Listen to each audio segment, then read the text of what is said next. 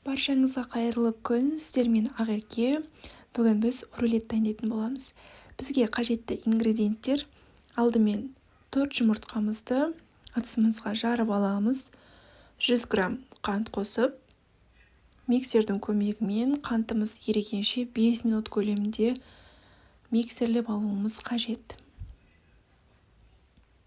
Қантымыз ерігеннен кейін үстіне 70 грамм сүт қосамыз және 70 грамм сұйық май қосамыз.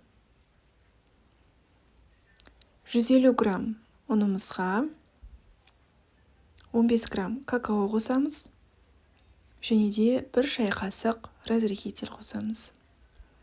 Құрғақ ингредиенттерді жақсылап араластырып алып, дайын болған массамыздың үстіне қосамыз.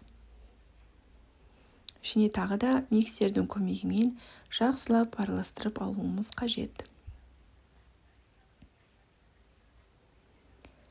Дайын болған массамызды противенге құйып аламыз. Құйған кезде оны біркелкі етіп жағып алуымыз қажет.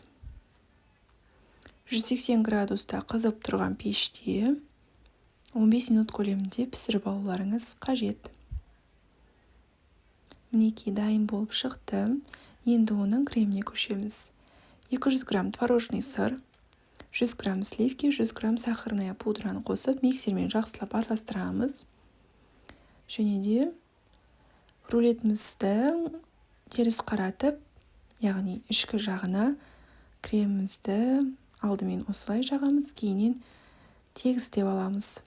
Сосын рулетімізді ораймыз және де 2 сағат көлемінде тоңазытқышқа жібереміз. Қалауыңызға қарай сыртын әсемдесеңіз болады. Мен шоколадпен әсемдедім.